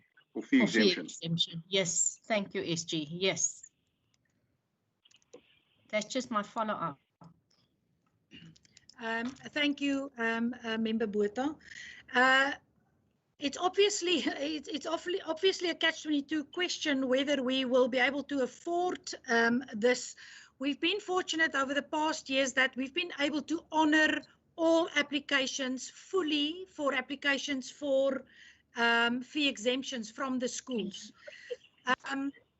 It is something that's a priority. We should also remember from the presentation that I've just made that many of our fee charging schools are in the low fee category already, which means technically we are already funding them at the full low fee level through the top-up funding we provide. That reduces the pressure on fee exemptions for learners that attend schools that currently charges fees in excess of the no fee threshold. It is part of our poverty priorities in terms of maintaining our compensation for fee exemption budget, and also therefore part of our planning processes going ahead in terms of making sure that this priority is maintained within our budget. Thank you, Member Botha. Thank you very much, Ms. Veldman. Will you also remove the presentation from the screen? Thank you. And then I give over to the DG Matanzima, in regard to the questions posed to you and the one that was parked from Member Murray. Thank you, Chair. I think with respect to the impact of COVID-19, Ms. Feldman answered that well, but I do think that it's going to go beyond just fee exemption. But even a number of quintile 5 and 4 schools will simply say, as I've said when we responded to our questions, that are going to request to be considered for quintile 3, given the current economic situation. And I want to link it to Mr. or Honorable Marais' question. Maybe let me also say that a very good indicator is the number of private schools who have already requested for assistance to us. we have received from National Association of Independent Schools a number of school governing bodies which are facing closure immediately, some within the next 3 to 5 and 6 months will be forced to close. And that has serious ramifications for public education, because those children are going to come back to the public education system with no extra resources and extra funding. So I don't want to consider what the situation would be like come 2021 if the situation remains as it is now. But let me comment on the question raised by Honorable Mare to say, well, first, these figures that we shared with you are available on our website. And I think they are also available on the website of the Western Cape Education Department.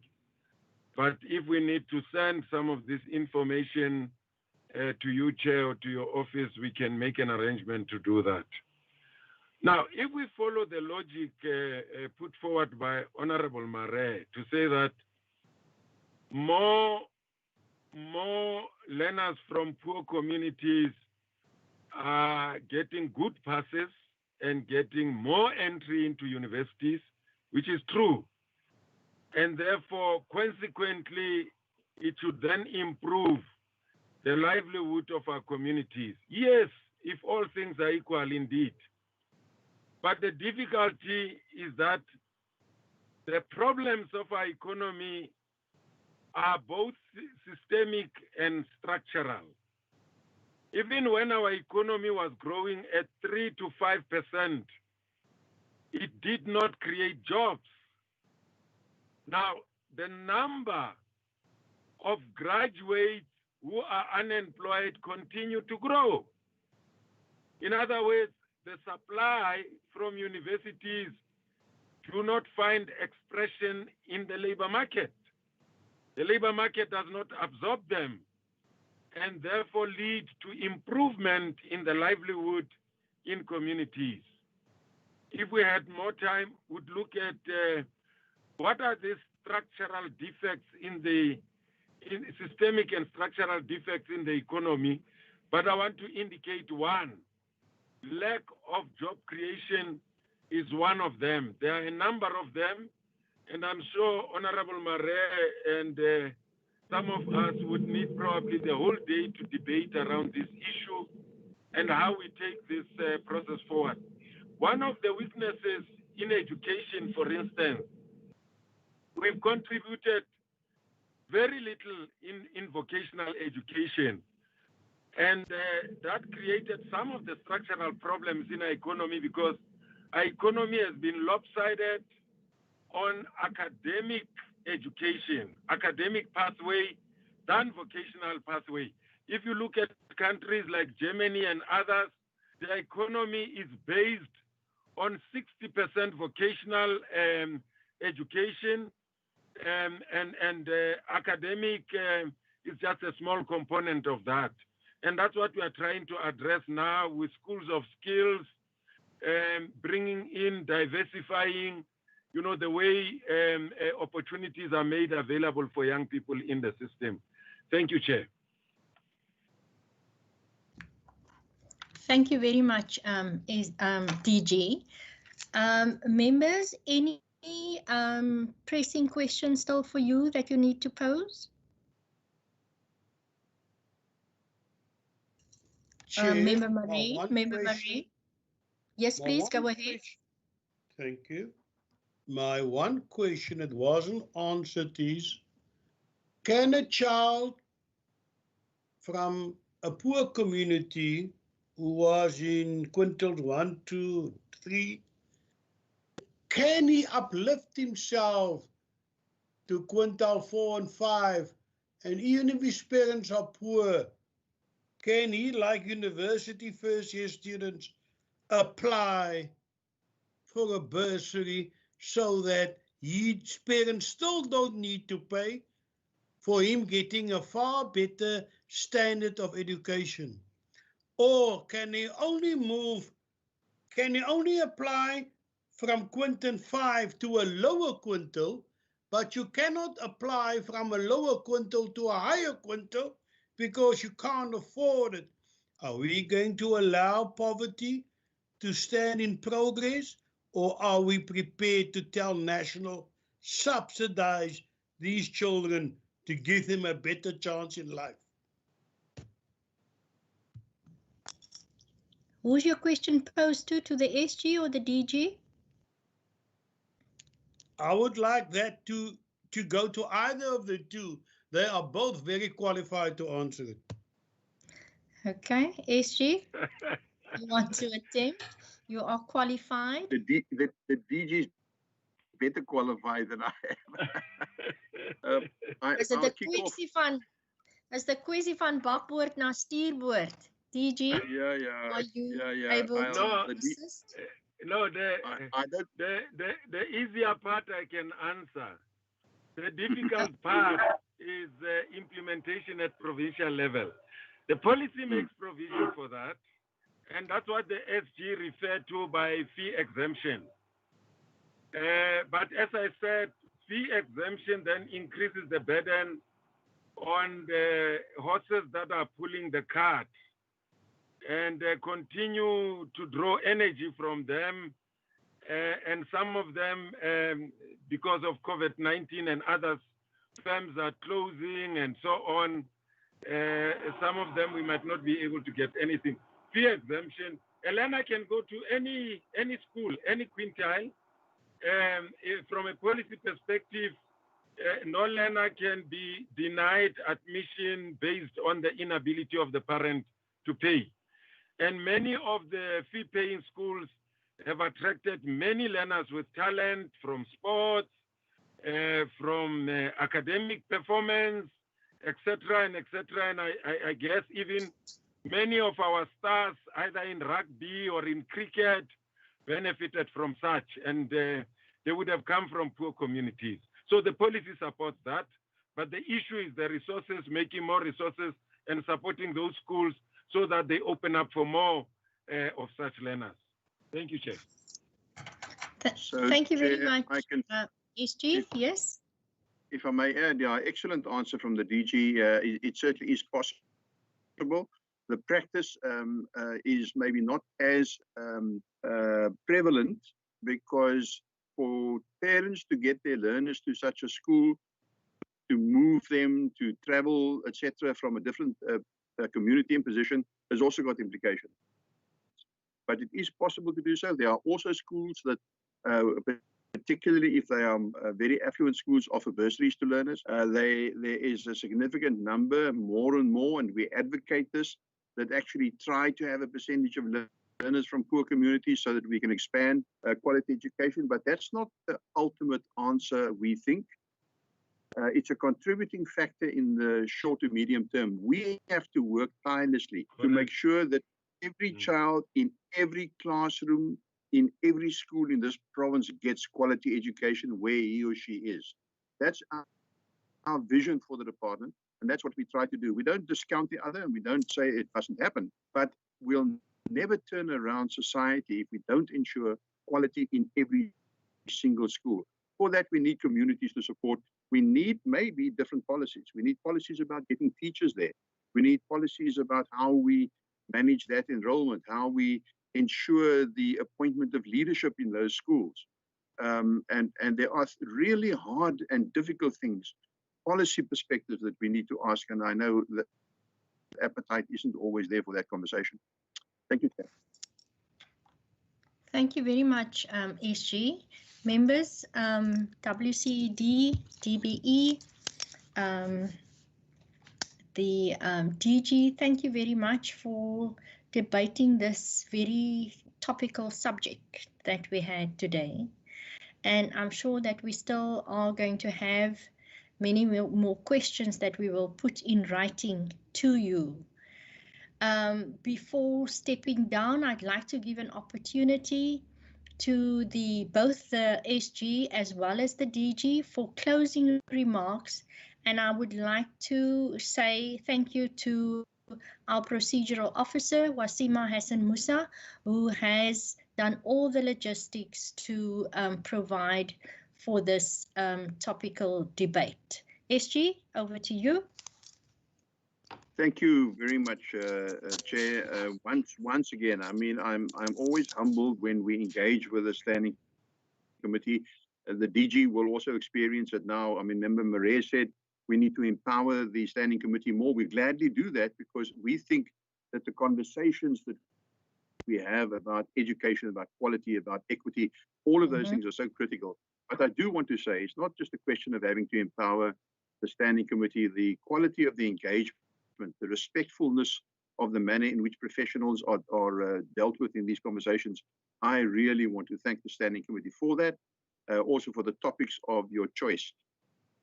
And from my side, also to the DG and his team for engaging with our standing committee in this province so that it is an enriching conversation that we were able to have today around difficult questions. Thank you, Chair. Thank you, DG.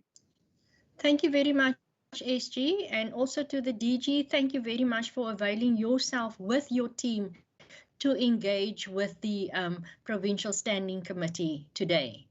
DG Matanzima, I'm giving over to you.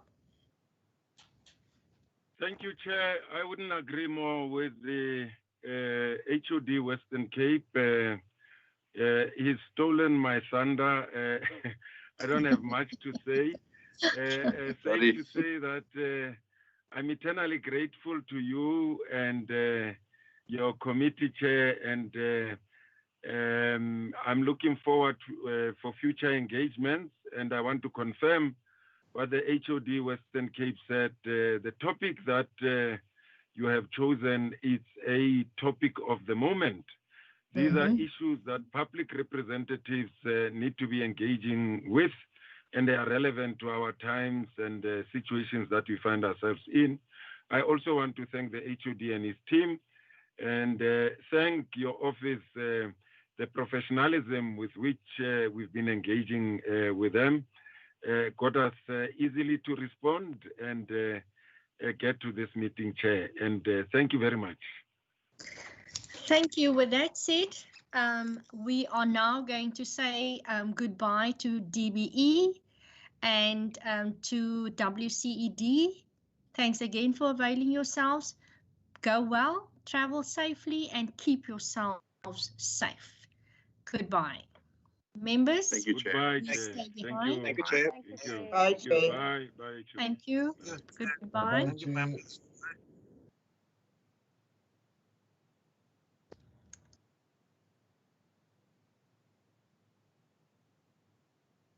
Members, thank you very much. To conclude, we are going to do our administrative tasks. Any recommendations from this engagements that we have had?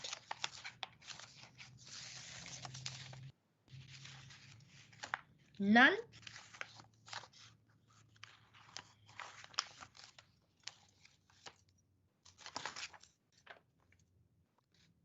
Madam Chair, I'm not a member of this committee, so You can do a recommendation, Member Marais, if you wish to.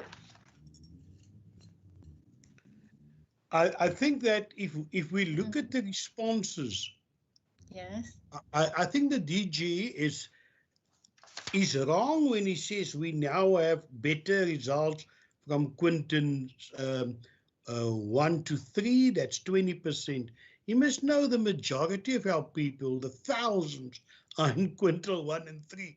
Of course, of the total people that will graduate, it will come from quintile 1 and 3 because it's 80% of the population. So I didn't want to take him on that. So your recommendation therefore is?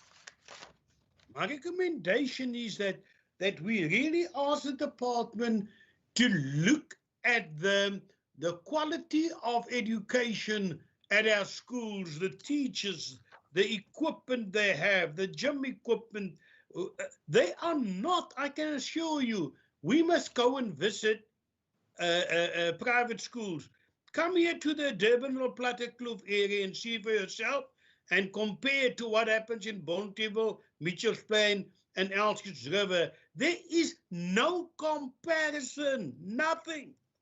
Our children don't know what it is to have a swimming pool, to have tennis courts. Member Marie, you're not coming to the gist of your recommendation. I just said the committee must look at visiting these schools to compare the quality of the infrastructure. Honorable Botha, what don't you understand? Okay. What my recommendation is. Thank you, Member Marie. I don't ask for commentary. I'm just asking your recommendation. In Afrikaans sê ons dat dit so 'n lang aanloop. And you will understand that phrase. It's a long walk to freedom. Not the same. Member Kama. Thank you very much, Chair. Chair, I don't necessarily have a recommendation, but a request maybe from the committee's administration that we look at the schools that we visited, where we were issued. We lost you. We lost you there. Member Kama. With what was presented, Chair? We lost you there for a while. Can you hear me now, Chair? Yes. No, I was just saying, Chair, if we can really get a understanding in terms of the school we had visited, I think this can be found in the report we had, in terms of where issues of quintiles were raised, and really get a follow-up as to their application processes. Because what I'm getting from both the levels of the department is a picture of a process that is not so difficult. Although I hear a sense that there is a matter of funds being available, which must be considered before a decision is made. But I think in the other presentation also you see quite a number of schools that have been changed. Which I was not really aware of. So if we can really get that analysis, I don't know who can help us with that research, Chair, which should assist the committee in really holding all levels of the department accountable. Thanks. Yeah, sure. Thank you. Latching on to what you were saying now, the WCED had a slide on the appeals.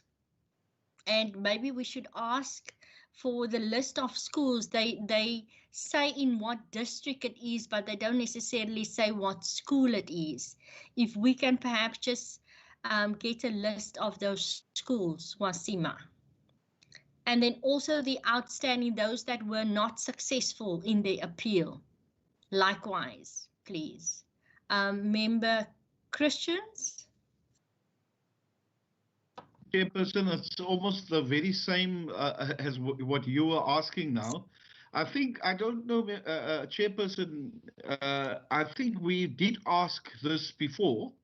I'm very sure that we asked this before, but I think the important thing is, that we get, that I don't know if you've asked it now also, but, only a small number of schools are successful when it comes to the appeal, to bring it down to a lower quintile. Only a small number successful.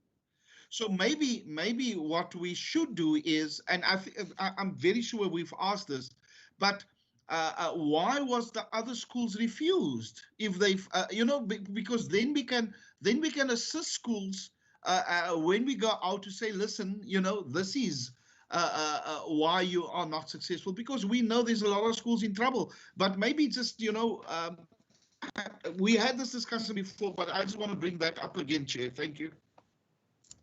Thank you. Member Makamba Bocha. Mosima, I note your hand. I will come to you now.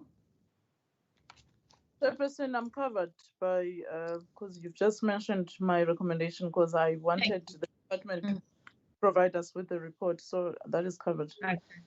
Thank you, Member. Member Kama, do you still want to say something, or is that your hand from before? And then both to Member Christians and Bakamba Bocha, if you could then lower your hand as well. Thank you. Wasima? Chair, through you, Member Christians is correct. Both of the requests that Member Kama and Member Christians has asked for has been asked for before. But what I can ask Member Kama, just clarity, is that those schools that we had visited on the unannounced visits, that we mentioned that those schools in the request for the information and asked where the status of their appeals are and how far it is. Member Kama, does that cover you?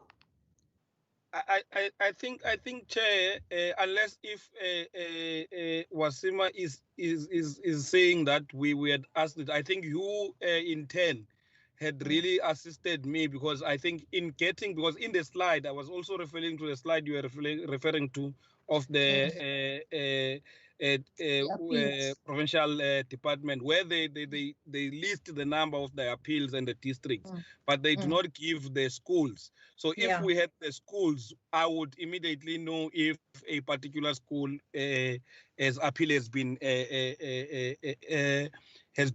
even made in the first place or approved. Thanks, Chair. Yeah, okay. All right, thank you. With that then said, Wasima, can you take us through then our recommendations? Okay, that said, Member Marie has asked that the committee look at the quality of education and the tools of trades that are given to the schools in public versus private schools and the infrastructure of that, so that there is a comparison analysis between the two, seeing that public schools get less of what private schools would get. Secondly is, after Member Kama's reaffirming the recommendation and your request as per the slide of appeals listed of the schools and those that were successful and those that were not. In this way, Member Kama can also, and the members of the committee can see the schools that we had visited, whether they are on those lists as well. And that would be the reason. And I've augmented that recommendation to read as follows. And then the small number of schools that were successful. Okay, that forms part of the one that I just that you just read. Yeah. Yep, that's it. Okay. Anything Thank you else, very much. Members, you okay with that? Covered. Yes, thank you, Chair. Okay, thank you, thank you, thank you. Okay, and moving on then, we go to our minutes dated the 26th of May 2020. If you have gone through the minutes, members, I'm going to do page 1 and just make sure that the reflection of the attendance and apologies is correct on that page. And then page 2. It is on the screen now.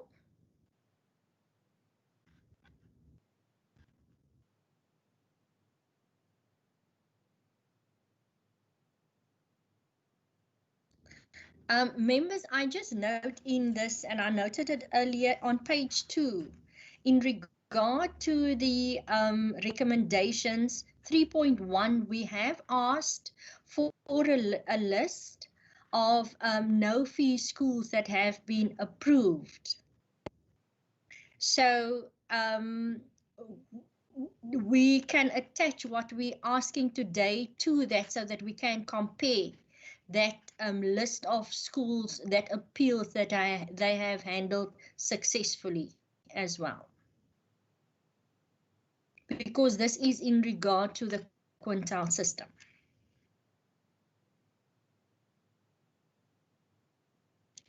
With that said, can I have a proposer and a seconder to adopt this draft minutes? Chair. Member Christians proposed. Thank you. And a seconder, please. Member Allen will second. Member Kama, thank you very much. We then move on to the minutes dated the 2nd of June. Oh, sorry. Can you hear me now? Can you hear me better, Member Makamba Bocha? Thank you. We are moving to the minutes dated the 2nd of June. Members, if you have gone through the minutes, and it is on the screen, I'm doing page 1.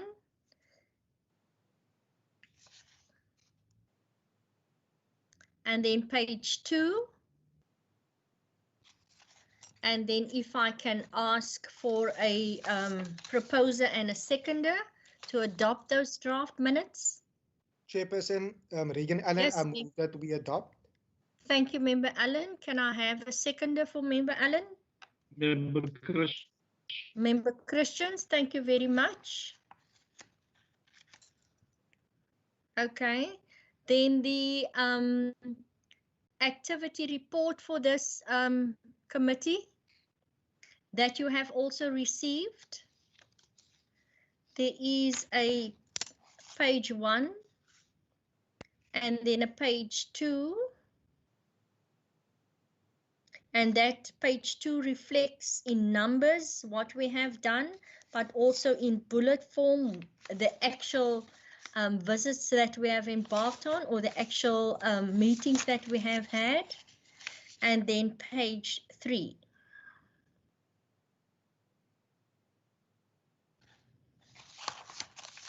Members, if you have gone through that, can I have a proposer and a seconder?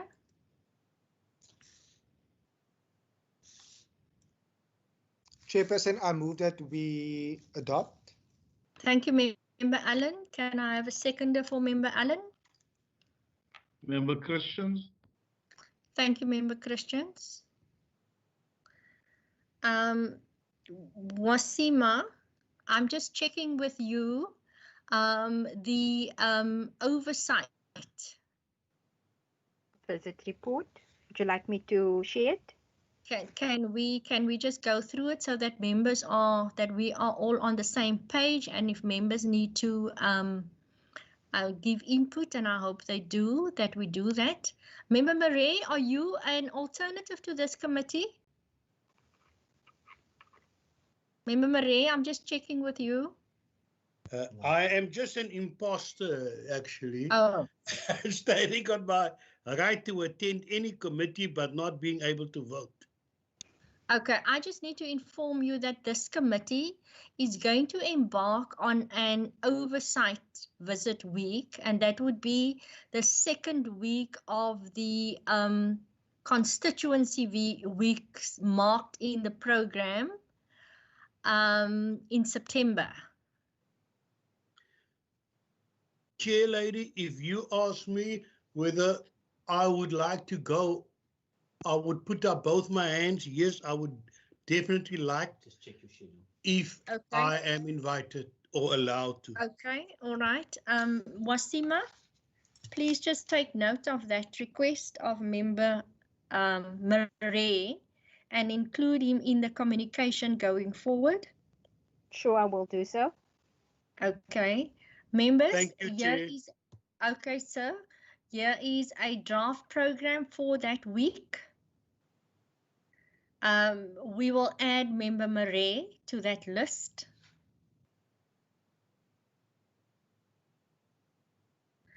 There is day 1, which is on the 28th of September. That's the departure date. Can you all see it? Members? Yes, we can. I can see it. Okay. All right, are you following? Okay. Then the 2nd day, which is the Tuesday, the 29th.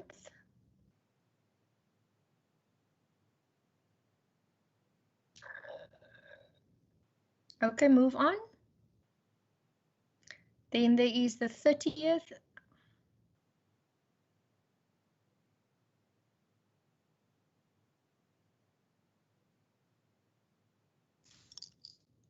Okay. Then we're on the 1st of October, which is the Thursday. And then that week would then end on the afternoon of the 2nd of October.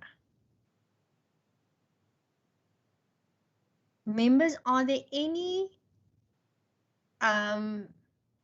schools in that area that we need to visit because of it is your constituency perhaps, or you know, or you want us to go and visit those schools, please indicate to Wasima, but I'm not going to give you much time to do that because I do not really want to put the program into too much of a amendment. Chair, if Yes, is this Christian. Yeah, do we have this program? You send it to? Your voice is very If it's bad. We can't hear you clearly. Just try again.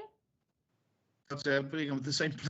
Now I'm just saying, do we have a copy of this? Was it sent to us now, this program? And no, by when? We're discussing it first, and then it will be sent to you. And by when must we respond to say if we want to add schools or whatever? Can I give you until where are we today? We're today on the 25th. Can I give you up until Friday the 28th? No problem, Chair. Do that. No. Okay. Member Karma, did you want to say something? No, I'm covered by your direction, Chair, on the short space you give us. Okay. All right. So after this, Wasima will then distribute to you. And then if you need to amend to this program, please send it back by close of business on Friday, the 28th of August. If there is no amendments from you, we take it that we will go forth with this program. So you have until Friday, close of business. Okay. Wasima, you can take off the screen.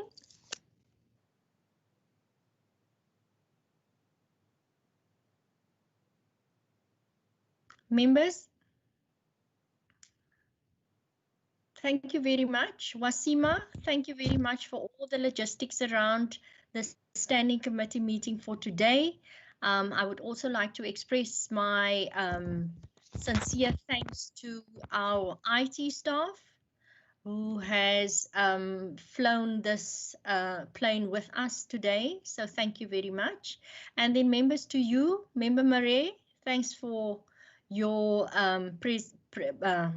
presence in this meeting today. Members, go well, be safe out there. This standing committee meeting is now adjourned. Thank you, Chair Lady, and thank you, everybody. Thank you so much, Chair.